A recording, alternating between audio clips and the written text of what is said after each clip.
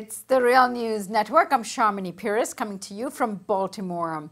The budget proposal that the Trump administration released this week has many women's organizations outraged. One of the reasons is that budget cuts would reduce Medicaid by about 47%, food stamps by 25%, and welfare by 13%. These are the programs that women who are the backbone of their family benefit from for managing their households with children, and particularly poor women. Also, the Trump administration has eliminated funding for Planned Parenthood and instituted a global gag order or gag rule that defunds international NGOs if they provide abortions or abortion advice. However, Trump's proposal does include a modest provision for a 6-week parental leave program. This is something that the Trump's daughter, Ivanka Trump, has been championing. On to talk about the effects of the Trump budget cuts on women is Katrina vanden.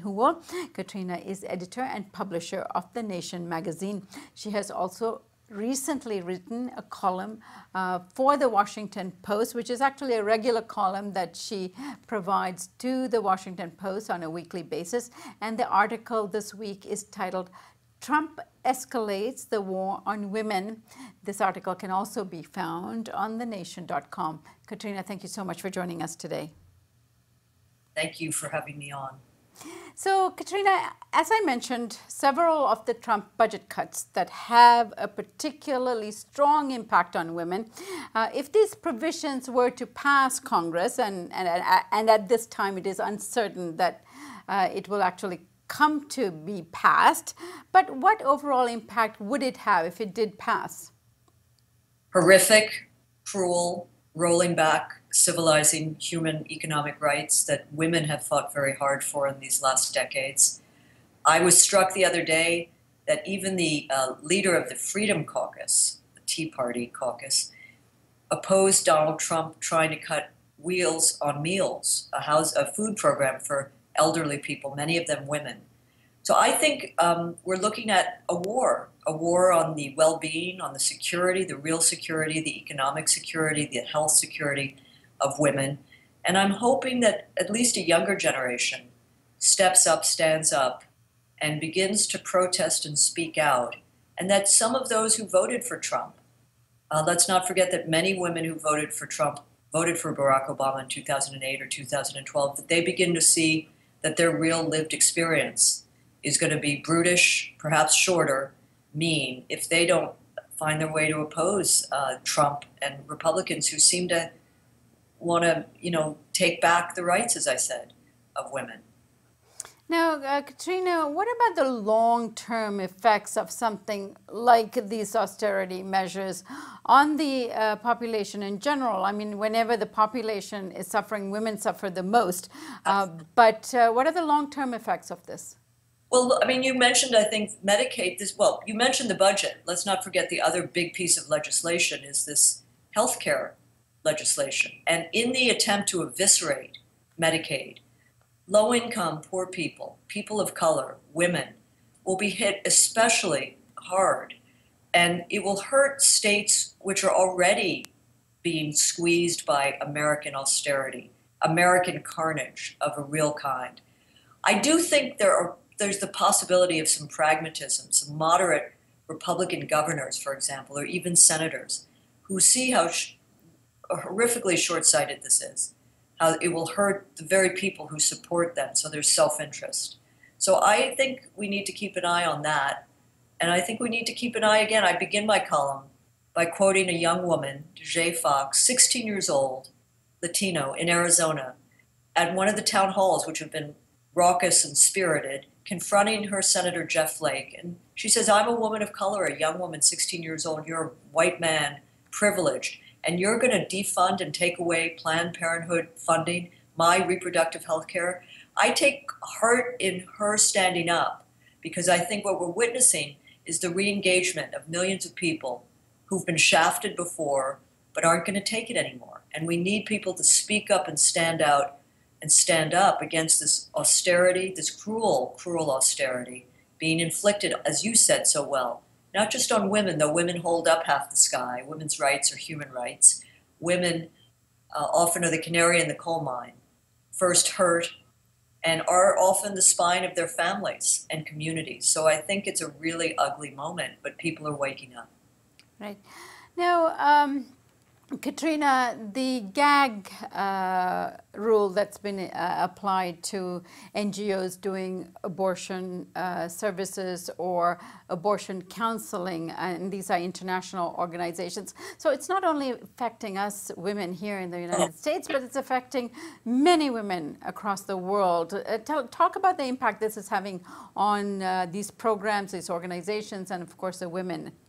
Well, it's beginning to be rolled out, but the scope and the scale of it, Sharmina, is so horrific. If you think about George W. Bush imposing a global gag rule, it was of the scale of about 600 million. Trump's global gag rule may be $9 billion. And what it means is more women around this world will die because it ties into not just abortions, but family planning, contraception, keeping women secure. So all this talk about let's relaunch and refight the war on terror, when you have women dying from the terrorism being inflicted by Trump, rolling back something that is needed by millions of women, not just in this country, but around the world, as you said. And I think it's part of what's going on. I saw today the United Nations, however flawed, has very important programs for women and women's health and refugee help. And the Trump administration, like so many Republican administrations before it, but this even on a bigger scale, is trying now to defund some of those programs. So we're witnessing not only an attack and assault on women in this country, but an attack globally on women. Right. And Katrina, tell us about the maternity leave or parental leave being proposed as some offer of peace to women. Is this significant?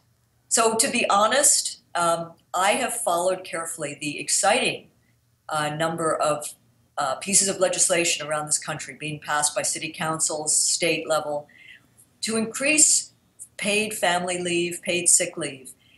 My sense of what Ivanka Trump, who's taking the lead on this and the Trump administration is doing, is it's a very kind of upper middle class program.